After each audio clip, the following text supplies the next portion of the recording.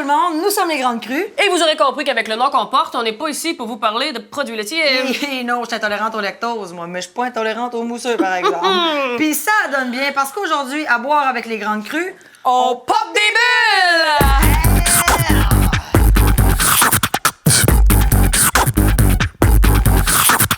C'est super important de toujours avoir une bouteille de mousseux dans son frigo pour les occasions spéciales. Puis des fois, l'occasion spéciale, c'est d'avoir une bouteille de mousseux dans son frigo. Qui dit Chandon de la Californie dit j'ai le goût de boire avant midi. Moi. Ouais, moi, tout, coudon. Il existe plusieurs façons d'ouvrir une bouteille de bulles. Ouais, puis il existe aussi plusieurs raisons pour la boire, mais c'est pas de ça qu'on parle. Bon, alors la manière classique d'ouvrir une bouteille de mousseux, c'est pas compliqué. C'est pas compliqué. C'est de gosser avec le... C'est de te péter les dents dessus, OK? Bon.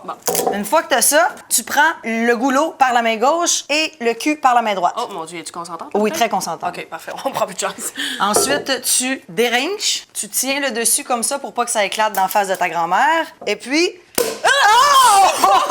Et là, tu tiens proche pour être sûr de pas en perdre une goutte. Parce qu'un chandon, là... Oh, Ça se gaspille pas. une des façons les plus spectaculaires d'ouvrir une bouteille de mousseux, c'est le Ah sabrage! ouais, avertis-moi avant.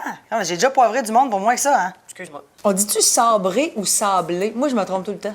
Mais c'est sûr que si tu sables une bouteille, à part l'exfolier, ça fait pas grand-chose. Bon, on a tous déjà vu un de nos mononcles un peu pompette s'ouvrir du poignet à la jugulaire en essayant de sabrer avec un couteau trop affûté. Là, aujourd'hui, on va vous montrer que sabrer un mousseux, c'est possible sans se retrouver qu'un morceau de vitre d'une phalange. La première affaire à regarder avant de sabrer un mousseux, c'est le prix. Hey, tu sors pas un mousseux à 200$. Tu malade? Trop risqué.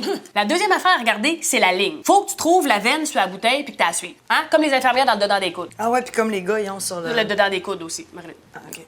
Au moment où tu as trouvé la ligne, c'est important de trouver un objet coupant puis d'y aller d'un coup continu sec. Et là, le mot-clé ici, c'est continu. Arrêtez pas votre mouvement si vous sentez de la résistance. Ah non, tu y vas d'un coup! D'un coup, t'arrêtes pas ton mouvement tant que le bouchon est pas rendu dans le cours en arrière. Techniquement, on peut sabrer une bouteille avec n'importe quoi tant qu'on a une bonne vélocité. Mais là, pas avec n'importe quoi. Je te le dis, Marilyn, couteau à beurre, spatule, manche à balai, ça marche. J'ai déjà vu un gars sabrer avec un iPhone 8. Hein? Tu vois, moi, j'ai déjà vu un gars pleurer dans un Apple Store. C'est peut-être le même. Essaye avec le couteau, voir. Le couteau à beurre. Ça marchera pas. Oh. Bah! Regarde, lisse. Hey, les amis, dans le fond, là, ce qui est important, c'est pas la manière dont on sabre le mousseux, c'est avec qui on boit la bouteille après.